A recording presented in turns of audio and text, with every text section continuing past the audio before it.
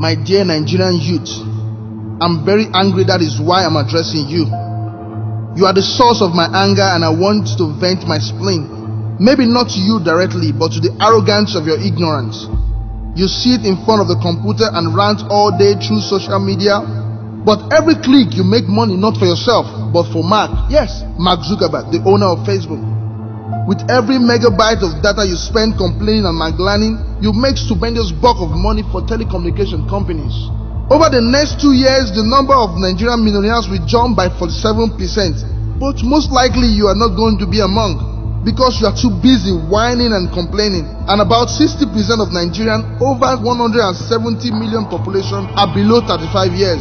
Oh, what a waste. By the way, Mark was 19 years when he started Facebook. African youngest billionaire Archie Tuka is 31 years. He escaped from the Rwanda genocide and relocated to Uganda, where he started an IT business. Collins Tutu, who made his millions by fixing bad computer and set up dual need, is 35 years. Adams Horiwat, an 18-years-old entrepreneur, started tattoo website in 3 years before he became successful. The only one thing you have ever started is an online petition. Have you heard of Jackson Njoku? He is 33 years and the founder of Iroko TV. He received about $8 million investment into his company just a few years ago. What he does was sharing the same Nollywood film that you spend hours watching online. He did not just hang around waiting for Buhari to make something happen or blaming Jonathan for not making anything happen. Kaman Buahati was deported from Kenya, but while on flight, he thought of the opportunities in Kenya and he found his way back after 6 months, and today his company is valued at $30 million.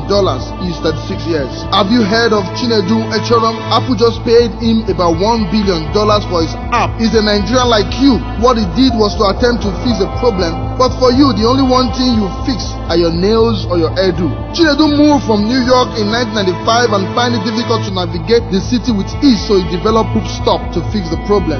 Stop listing your problem, we know them already, but what are you doing about them? Oh, Awolowo was 37, Akintola was 36, Ahmadu Bello was 36, Tafawa Balewa was 34, Okotie Eba was 27, Enahoro was 27 as at the time independence of Nigeria. Check your age, how old are you? In 1966, the first group was led by Kaduna Uziogu, he was 29 years, and stopped by Murtala Muhammad, 28 years. T.Y. Danjuma was 28 years, IBB was 25 years, Sani Abacha was 23 years, Shehu Yar'Adua was 23 years. He brought in Yakubu Gowon as the head of state at 32 years, and Olusegun Obasanjo was 29 years. Many of you are in their 40 yet still sag their trousers. Of course, you all know Linda Keji. You spend hours, hundreds of hours on a blog laughing and commenting while she smiles wave to her bank. She just built a fantastic house for her father in the village just by you clicking on her gossip and sharing. Your day is not complete without a store by her blog. She was broke as you are, but she turned her hobby into a business. Are you void of understanding? You think those politicians have any regard for you? That is why I refer to the arrogance of your ignorance at the beginning of this diatribe. You have a false estimation of yourself. You have an overbloated ego. You are only good as an election ticket, pure and simple.